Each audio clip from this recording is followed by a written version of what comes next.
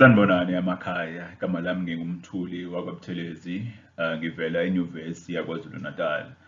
Namhlanje ngizokhuluma ngohlelo lwesiZulu olukwazi ukuthi lugaye i-corpus yesiZulu ngokusebenzisa imibhalo etholakala emakhasini esiZulu kwisizindalwazi.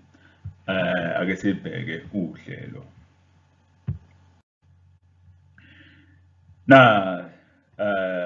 Nasi isihloko engizokhulumela phezu kwaso namhlanje, umhuqa phansi, uhlelo olugaya i-corpus yesiZulu ngokusebenzisa imibhalo yesiZulu etholakala esizindeni solwazi. Lolu hlelo ngilibiza ngokuthi umhuqa phansi, ngesendo salo sokwazi ukuthi lingene kwisizindalwazi luqoqe imibhalo yesiZulu. Lolu hlelo lungena kwisizindalwazi ngokuthi lusebenzise izixhumanisi zamakhasi akhethiweyo. Alingeni noma kuluphi ikhasi kwisizindalwazi, kepha lolu hlelo luqoqa imibhalo emakhasini akhethiweyo esizindalwazi esiZulu. So wabona lamakhasi ukuthi imaphi ngokuqhubeka kwalesi sethulo lesi.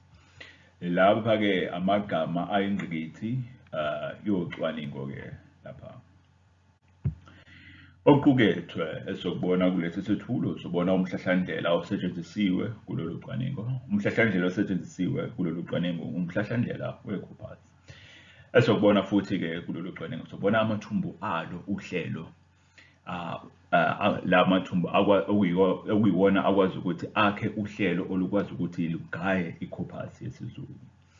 Sobona futhi nenkundla yalo uhlelo uqobo lwalo kulesi sethulo lesi.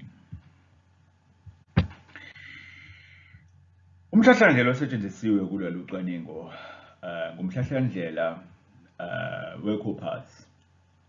Umhlahlandlela wocwaningo zilimi we-corpus.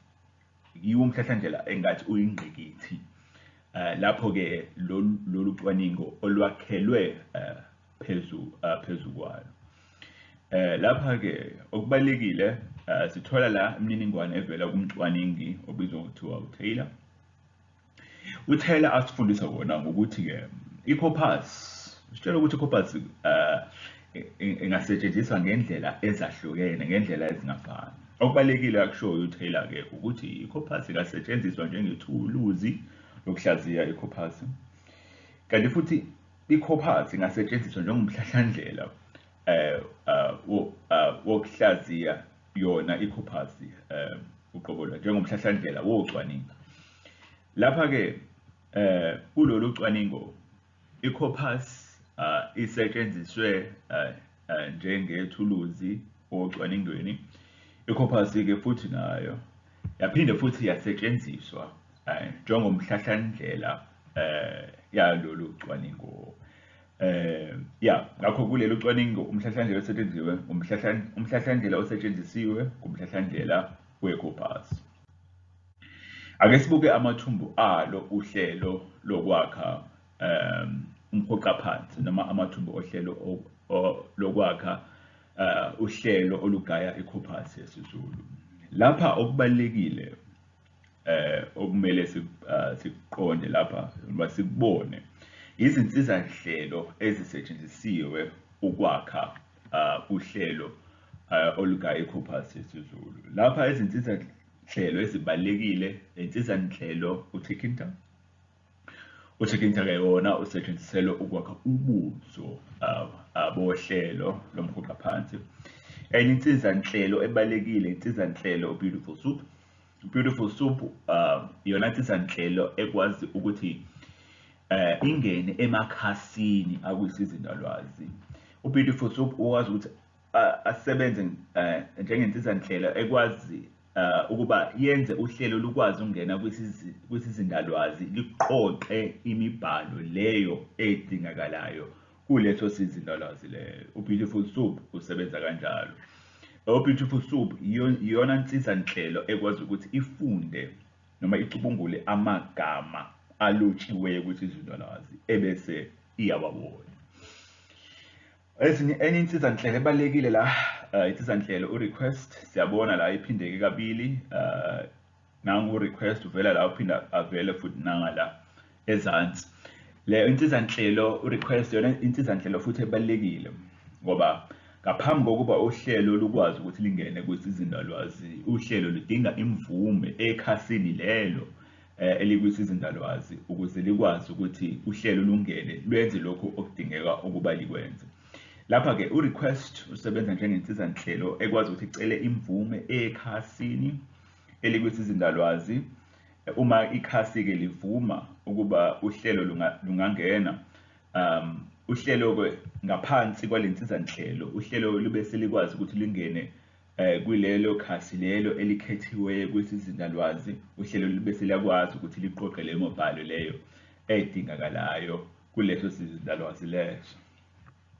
Okubalekile-ke la futhi okuvelayo ngamakhasi akhethiweyo, lapho khona lolu hlelo oluqoqa khona imibhalo yesiZulu. Lapha amakhasi akhethiweyo kukhethwe ikhasi lephephandaba Ibayede, kwaphinda futhi kwakhethwa ikhasi lephephandaba Ilanga. La makhasi akhethwe ngoba imibhalo yesiZulu ebhalwa kulamakhasi imibhalo yesiZulu okuyiyona yona imibhalo yesiZulu yesiZulu soqobo uma ngabeka ngalawo mazwi.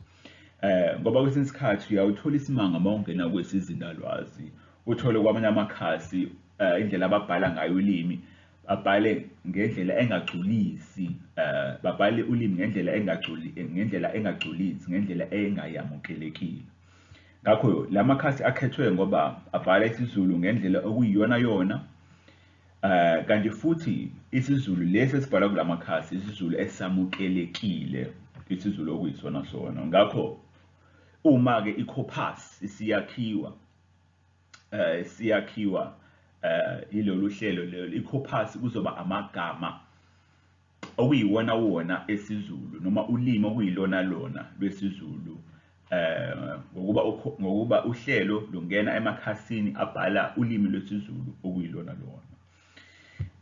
La esikubonayo futhi imiyalelo enye le eyengeziweyo yokuba uhlelo kumele lenze kanjani, lusebenze kanjani ukuze luwole imibhalo yesiZulu ekwisizindalwazi.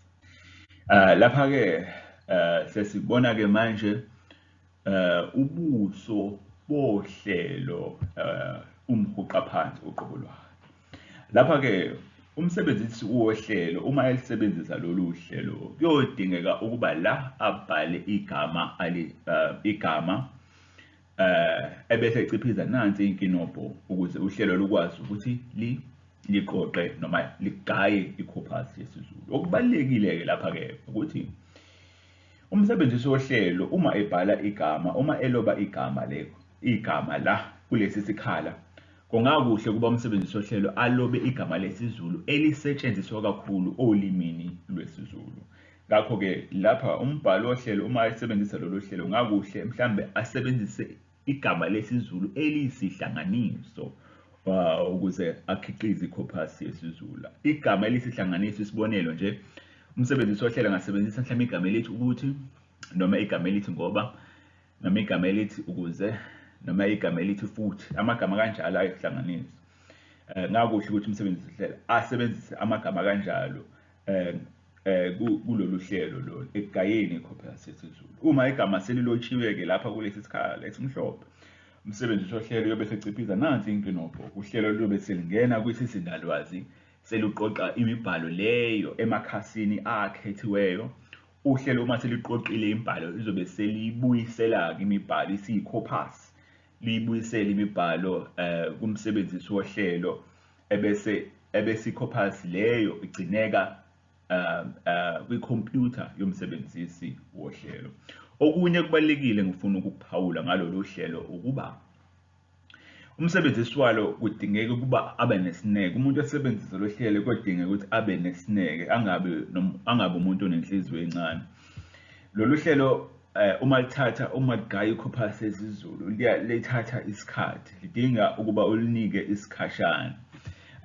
Kudingeka mhlawumbe ukuthi unike mhlawumbe noma imizuzu emithathu noma imizuzu emine noma imizuzu emihlanu ukuze lo hlelo lukwazi ukuthi lusebenze luphothule umsebenzi walo.